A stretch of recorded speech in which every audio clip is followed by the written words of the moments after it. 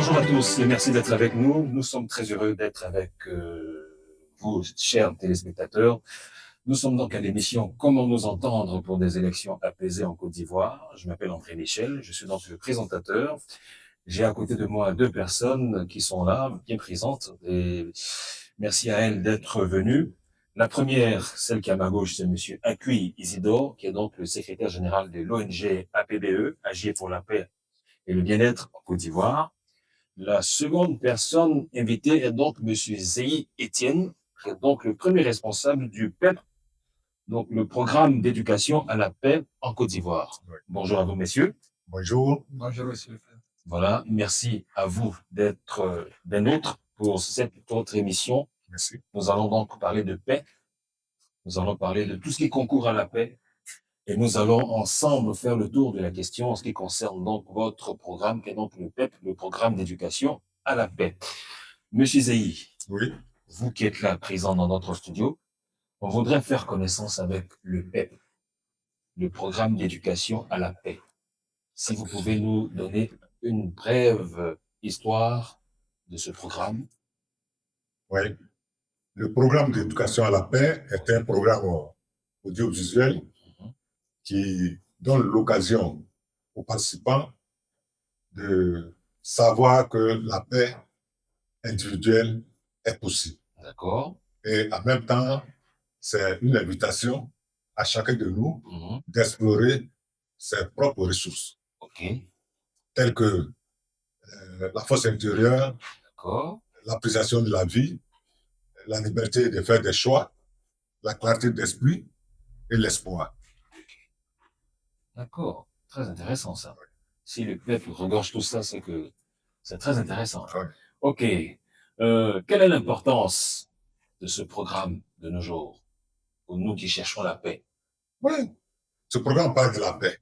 Donc, son importance, ça te permet d'avoir une clarté d'esprit, de savoir que la paix individuelle est possible, donc d'être soi-même en paix et d'être humain. Voilà ce que ça donne, être humain. Isidore? Merci, monsieur le présentateur. Merci, monsieur Zeyi, d'avoir honoré de votre présence cette émission. Merci. Et surtout ce plateau. Merci. Alors, vous avez parlé brièvement du PEP. Oui. Je voudrais savoir comment se déroule le PEP. Oui. Un atelier de PEP, comment ça se déroule? Donc, le PEP, ce sont des ateliers, il y en a 10 ateliers, et ces ateliers, c'est des extraits, des conférences que M. Kamarawat a tenues à travers le monde. Donc, ces extraits traitent des thèmes bien précis, tels que la paix, l'appréciation de la vie, ce que je viens de citer. Et chaque atelier dure environ 1 heure. Ça peut aller de 30 minutes à 1 heure. Et à travers ces ateliers, il y a des temps de réflexion. Le temps de réflexion permet aux participants d'échanger sur ce qu'ils ont compris ou retenu, même ce qu'ils ont ressenti. Donc, ils partagent, ils ne sont pas obligés, mais ceux qui veulent, alors, ils peuvent lever la main et partager. Et après ça, nous donnons, bon, au début même, on donne les stylos, on donne des papiers, et même un cahier, nous appelons le cahier des participants qu'ils ont pour pouvoir prendre des notes. Voilà. En somme, des blocs-notes. Des blocs-notes. D'accord. Donc, après ça, à la fin, bon, l'animateur ou bien le facilitateur revient pour dire merci et donne le thème du prochain atelier. Donc, voilà brièvement ce que je peux dire par l'organisation de l'atelier. Alors, je poursuis toujours mes questions. Alors, ce que je veux savoir, vous êtes le premier responsable du PEP en Côte d'Ivoire. Oui. En Côte d'Ivoire, dans quelle ville et dans quel endroit vous avez mené le PEP? Vous faites le PEP? Oui. Bon, ça fait depuis 2014 que le PEP se déroule en Côte d'Ivoire, donc ça fait 11 ans. Donc, nous avons parcouru plusieurs villes. Si je veux citer les villes de l'intérieur, San Pedro, Daloa, Korogo, Yamoussoukro, Tumodi, Dabo, Agboville, Azobé, bon, Abengourou. Bon, vraiment, beaucoup de Oui, villes. vous avez beaucoup tourné. Hein. Pas ça. Vous avez beaucoup tourné. Voilà, je peux oublier d'autres. Donc, quand on avait commencé, on a commencé même avec les chefs de communauté au niveau d'Abidjan, la communauté de Yopougon, d'Andokwa. Et après, nous sommes allés à Nono, dans Nono, et on a rencontré les chefs CEDEAO. Voilà, CEDEAO, c'est un groupe. D'accord, les chefs de communauté, des ressortissants des pays de la CEDEAO qui sont basés à Abidjan, en Côte d'Ivoire. En Côte d'Ivoire. Donc, on les a rencontrés au niveau de Cocody et ils ont suivi tout sur le PEP. Donc, on a parcouru beaucoup d'endroits. Et les universités et les centres civiques partout. Aujourd'hui, en Côte d'Ivoire, il y a 5 centres civiques qui fonctionnent. Sassandra, Abidjan, Membresso, Boaké, il y a 2 centres. Et puis, il y a Bundiali, où j'ai été cette année. Donc, plusieurs endroits. Tout ça là, nous parcourons. En tout cas, merci, M. Zeyi. Merci pour tout ce que vous faites. Merci beaucoup. Alors, si je comprends bien, vous faites le PEP dans les prisons. Oui, dans les prisons. Plusieurs prisons.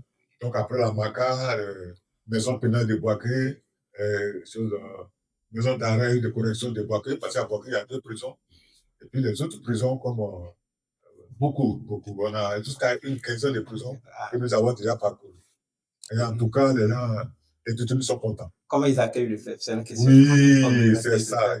Oui, très belle question. Ils accueillent bien le FEP parce que tout dernièrement, à la marque de Boaké, il y a un jeune qui a dit que quand il est arrivé à la prison, il pensait que tout était fini pour lui. C'était le désespoir. Mais après ce PEP, il a retrouvé l'espoir. Il a dit, mais rien n'est perdu. Et il a commencé à suivre les cours par correspondance pour pouvoir continuer au niveau de l'université. Et quand on a appris ça, on a dit, mais voilà, c'est le but que nous recherchons. Ceux qui ont perdu l'espoir, de retrouver cet espoir-là. Donc, c'est ça. Il y avait une dame au niveau d'Ivo. Elle est assistante sociale.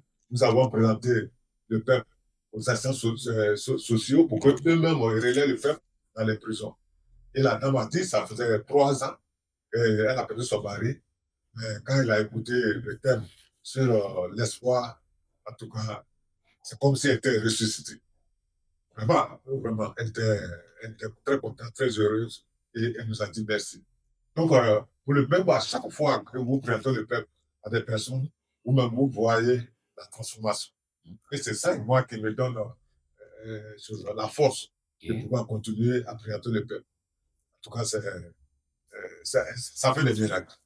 Ok, c'est l'espoir, hein? Oui, c'est l'espoir. Alors, si je dois participer d'abord, qui doit participer au PEP et qu'est-ce qu'il faut faire pour pouvoir participer au PEP? Très bien, très bonne question. Tout le monde peut participer au PEP.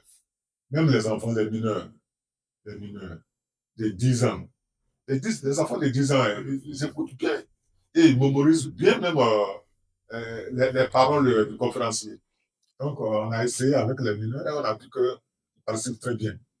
Il y a une année, on a présenté le PEP à l'Institut des aveugles. Les enfants, ils ne voient pas, mais ils ont aimé le PEP.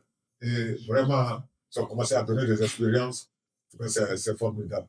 Donc, les enfants, jusqu'à les élèves dans les lycées, ils font le PEP. Et maintenant, dans les universités.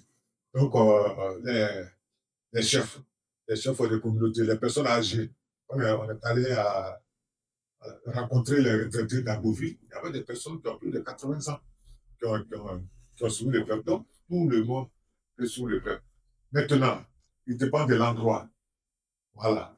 Tu es où? Si tu es dans un campement où il n'y a pas de connexion, Internet, alors qu'il y a une télévision, on peut venir avec sur le SCD ou bien une clé, tu représentes le peuple Maintenant, les gens qui ont la possibilité d'avoir la connexion Internet, alors on peut leur faire des visioconférences, Oui. c'est-à-dire des programmes à distance.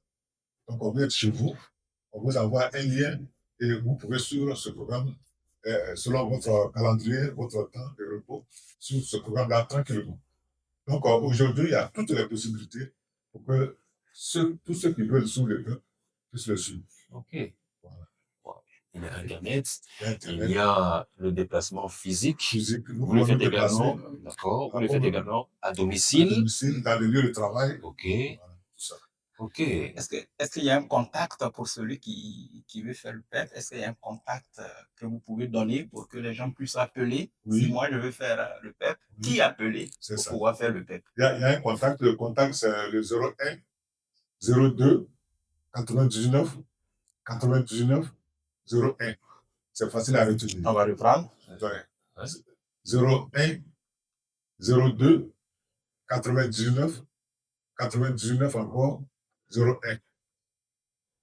Donc 01 Oui. 02 Oui. 99 99 01. Donc, c'est les 9, 9, 9, 9. 01, 02 au début, 01 à la fin. D'accord. 01 02 99 99 01. Très bien. C'est le numéro C'est qu'il le faut numéro appeler. qu'il faut appeler si vous voulez avoir des informations sur le programme d'éducation pour la paix, ou bien bon, tout ce que vous voulez savoir. À ce numéro, vous pouvez le savoir. OK. Est-ce que le PEP intervient aussi dans les communautés religieuses? Oui, oui, oui, oui. Si oui, quelles sont les expériences que vous avez vécues? Quels témoignages les gens ont rendus du PEP dans les églises et même dans les mosquées aussi, Oui, si vous avez visité ces endroits? oui. Moi, je ne l'ai pas encore visité personnellement, mais D'accord. je suis avec quelqu'un qui s'appelle M. Auré Francis, OK. qui a déjà présenté le programme d'éducation à la paix dans des églises. Mhm. Voilà. Et il a dit que ça a été très bien. Parce que le problème, c'est que les gens pensent que c'est une nouvelle religion ou bien une secte qui vient remplacer. Non, c'est juste se connaître soi-même. OK. C'est se connaître. Mhm. Et si je suis religieux, je ne suis pas religieux, en tant qu'être humain, j'ai besoin de me connaître. Donc, D'accord. quand nous allons, nous les présentons au niveau de ceux qui sont dans les mosquées, ou dans les religions, Mhm. alors ce que c'est que le peuple. Quand ils écoutent, ils voient que ça ne rentre pas en conflit avec ce qu'ils font déjà. Et les gens acceptent. Au niveau des Doucourés, on a fait ça déjà avec des musulmans. Ils ont accepté, ils ont écouté le peuple jusqu'à la fin. Mhm. Voilà. Là, pour l'église, là, je ne l'ai pas fait personnellement. Ce monsieur que je vais le citer, lui l'a fait et il nous a donné des témoignages. Et ça a bien marché. D'autres même ont voulu que cela continue. OK. Parce que ça ne rentre pas en conflit avec la religion. D'accord. C'est vrai, vous parcourez les prisons en Côte d'Ivoire, vous le faites. Mais est-ce qu'en dehors de la Côte d'Ivoire, le PEP, il est mondial? Pas seulement dans les prisons, il faut aussi aller partout. Oui, oui, le peuple se passe partout. Moi, c'est le mois dernier, il y a un jeune qui travaille au Mali. OK. Et au Mali, les gens ne sont pas au courant de l'existence du peuple. Mhm. Donc, nous lui avons donné une clé avec tous les documents pour qu'il aille commencer le peuple La au Mali, sensibilisation. la sensibilisation. D'accord. Et il a démarré. Au niveau du Burkina, ça a déjà démarré avec une dame qui est la sœur d'un ami au niveau de Yamsoukro. Elle est partie au Burkina, elle a démarré. Le peuple se passe aujourd'hui au Burkina. Donc, au Niger, pareil. On a une amie qui s'appelle Absatou. Elle a démarré le peuple au Niger et ça fonctionne très bien. Vous avez visé les pays de l'AES pour Ouais, l'instant. voilà, en quelque sorte. Les 3 pays phares de l'AES, le Ouais. Burkina Faso, le Mali Voilà. et le Niger. Et on C'est salue ça. tous les ressortissants de ces pays qui vivent en Côte d'Ivoire. Merci. Pour la compréhension, hein, Oui. est-ce que c'est la Côte d'Ivoire qui mène tout ça, qui conduit tout ça, ou bien il y a une organisation mondiale qui fait le PEP dans le monde aussi en dehors de M. Zéhi? Parce que Oui. il faut éclairer les choses. On ne C'est sait pas ça. s'il y a une organisation qui suit sur le plan mondial, ou bien c'est la Côte d'Ivoire qui pilote ça au plan mondial. Donc, on voudrait- M. Zéhi ne peut pas tout le temps se déplacer par là. Le programme d'éducation pour la paix, C'est un programme qui vient de qui? Voilà. On sache ça. c'est ça que je voulais dire. Il y a une organisation internationale qui dirige tout ça. Parce que pour représenter le peuple, il faut avoir une autorisation. Et TPRF. TPRF, c'est quoi? C'est la Fondation Pembrawat. Voilà. Donc, c'est cette fondation même qui a créé le peuple depuis 2005. Et c'est cette fondation qui donne l'autorisation, une licence pour que tu puisses diriger le peuple. Donc, moi, j'ai une licence et donc je peux diriger une peuple à Côte d'Ivoire. Donc, c'est cette organisation qui supervise tout. Ça fait 12 ans que le peuple existe. Donc, nous aidons les autres pays, mais il y a des pays même qui ont appris que le peuple existe par rapport à l'information qu'ils ont obtenue des TPRF, de la Fondation Prem Rawat. Voilà. Alors, vous parlez de TPF, la Fondation Prem Rawat. Qui est Prem Rawat? Oui, Prem Rawat. C'est vrai. On entend souvent ça avec lui, mais on ne sait même pas qui. Prem Rawat est un conférencier international. Au Brésil, on l'a même nommé ambassadeur de la paix au Brésil. Alors, c'est un être humain comme vous et moi. Tout à fait. Voilà. Mais depuis son jeune âge, alors il a commencé à parler de paix. Et ça a surpris tout le monde. Mais comment un enfant peut parler de paix? Donc, tout ce qu'il partage avec le monde, c'est sa propre expérience. Il n'a pas lu quelque part, il n'a pas tiré ça d'un livre pour venir présenter aux gens. C'est de sa propre expérience qu'il parle. Et c'est ce qui est beau. Parce que ce qu'il dit dedans, quand tu écoutes, tu te retrouves. Il parle de la vie. Il parle de comment être bien, comment avoir une clarté d'esprit, comment se sentir bien dans sa peau. Donc, tout le monde peut le faire. Et moi, ça m'a beaucoup aidé pendant la crise que nous avons traversée. 2010-2011. 2011. Oui. Parce que, je vous dis, je suis militaire. Et quand on a vu les corps de nos camarades tout frais, le soir, tout le monde a disparu de là où on était. Moi, j'étais resté seul. Et pourquoi? C'est pas parce que j'étais le plus courageux, mais les gens venaient, parce que les gens ne pouvaient pas passer par Agamé pour aller vers le pouvoir, puis aller à l'intérieur du pays. Tout le monde devrait passer par la nuit pour rejoindre Abou-Doumé. Et les finances, rien ne fonctionnait. Le seul endroit où ça marchait un peu, c'était par le plateau, notre deuxième base. Et quand tout le monde est parti, il y avait tout le monde qui était là. Mais je ne pouvais pas les laisser. Donc, peut-être que cette paix que je ressens m'a donné le courage de rester, d'avoir pitié de ces personnes-là. Et j'ai commencé à organiser quelque chose pour que ces personnes puissent traverser. Et c'est ce que j'ai fait jusqu'à ce que tout soit fini. De vos propres moyens. Oui, de mes propres moyens, puisque tout le monde est parti. Ça faut le faire. Hein. Voilà. Donc, aujourd'hui, bon, c'était des risques, hein, parce que les gens pouvaient tirer sur nous. On a vécu ça aussi. Hein. Voilà. Donc, même quand tu ressens cette paix en toi, comme j'ai dit tout à l'heure, tu deviens un être humain. Et quand cette humanité est retrouvée, c'est difficile de voir les gens mourir, de voir les gens souffrir. Et même dire que tu vas prendre ton arme pour tirer sur quelqu'un. C'est très difficile. Donc, ton côté humain fait que tu vois tout le monde comme toi-même. C'est ça. Voilà, c'est ce que je voudrais dire. Donc, vraiment, ce que le peuple a fait pour moi, en tout cas, ça m'a mis à cet endroit-là où il n'y a pas de peur, où il n'y a pas de doute, où il n'y a pas de colère, où je me sens vraiment bien. Donc, M. Zéhié, Étienne, vous êtes de la Marine nationale, donc les militaires. Oui, bien sûr. Voilà, on sait que les militaires, ça rime forcément avec les armes. Bien sûr. Ok, nous sommes donc à un mois des élections qui approchent. Et là, quelle est l'importance du programme d'éducation à la paix vis-à-vis de ces élections-là pour qu'elles soient apaisées? C'est ça. Bon, je pense que le programme d'éducation à la paix peut apporter beaucoup. Parce que quand il fait sombre, quand il fait très noir, il faut allumer la lumière. Et bon, nous qui avons conduit des véhicules, on sait qu'à certains endroits, quand tu allumes les phares, ça ne suffit pas. Pour mettre les phares de brouillard, pour augmenter voilà, l'intensité de la lumière. Et même les projecteurs qui sont tout autour de la voiture. Voilà, que tu puisses voir de loin. Donc, de la même manière, aujourd'hui, avec ce que notre pays est en train de ressentir, déjà, tout le monde est inquiet, tout le monde a peur. C'est le bon moment d'allumer la lumière, c'est-à-dire parler de cette paix. Parce que la paix, ça apporte la clarté d'esprit, et la clarté d'esprit, c'est la lumière. Donc, les gens ont besoin d'écouter ce message. Et moi, c'est ce que je suis en train de faire cette année. J'ai déjà fait des demandes dans les écoles, parce que c'est la jeunesse même qui se met au devant de tout ça, pour qu'on puisse avoir une très bonne sensibilisation. Donc, on fait beaucoup de peuple. Pendant cette crise, tout à l'heure, dont j'ai parlé, en 2010-2011, l'une des rares radios qui fonctionnait, c'était la radio Bien-être. Et moi, j'étais accroché à cette radio, parce que c'était la seule chose qui me restait, la seule source d'inspiration. Et cette radio, chaque fois, quand j'écoutais, alors ça me permettait de reconnaître d'où je viens et qui je suis.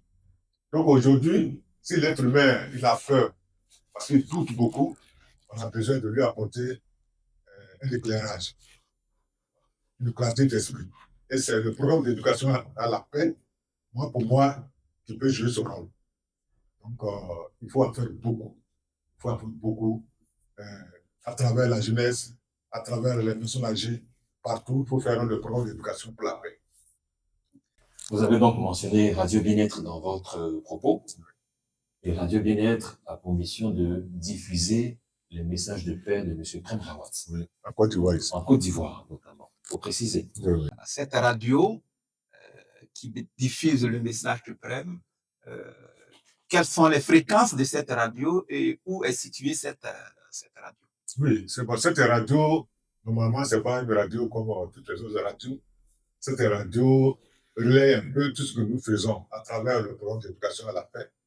Donc, les matins, on peut écouter, et même à midi, les soirs, on peut toujours écouter cette radio.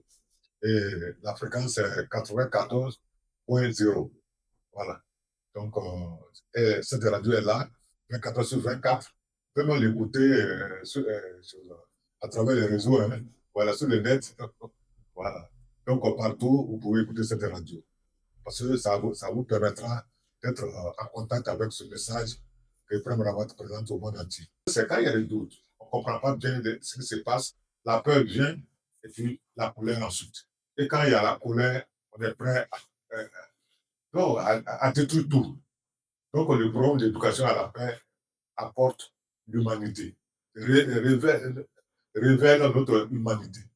Donc je souhaite que tout le monde participe à ce programme d'éducation à la paix. Votre mot de fin, M. Zeyi? Oui, bon, ce que je voudrais dire, c'est que ça a été un grand plaisir pour moi d'avoir été invité ici pour encore parler du programme d'éducation pour la paix. Donc, je souhaite vraiment que tout le monde s'approprie ce programme parce qu'il est important. Il est important dans la vie d'un être humain. Retrouver son humanité, c'est pas rien. Donc, je souhaite que tout le monde puisse écouter ce programme d'éducation pour la paix. Merci. Merci beaucoup. Nous en arrivons donc au terme de notre émission de ce jour. Comment nous entendre pour des élections apaisées? Rappelons que nous avons dans le studio deux invités. Le premier, donc, c'est M. Akui Isidore, qui est donc le secrétaire général de l'ONG APBE, Agir pour la paix et pour le bien-être. Merci donc à vous, secrétaire général. Merci, monsieur le secrétaire général. Merci beaucoup. Merci donc à M. Zeyi Etienne, qui est donc le premier responsable du PEP, le programme d'éducation à la paix, qui est ici en Côte d'Ivoire. Merci à vous d'être venu. Merci d'avoir répondu à notre invitation. Merci beaucoup. Malgré votre programme chargé. Merci à tous ceux et celles qui nous ont suivis d'ici et d'ailleurs. On vous souhaite de passer d'excellents moments en compagnie de notre chaîne de télévision. On va vous retrouver très bientôt pour une autre aventure. Ça a été un plaisir d'avoir été avec vous. Merci et à bientôt.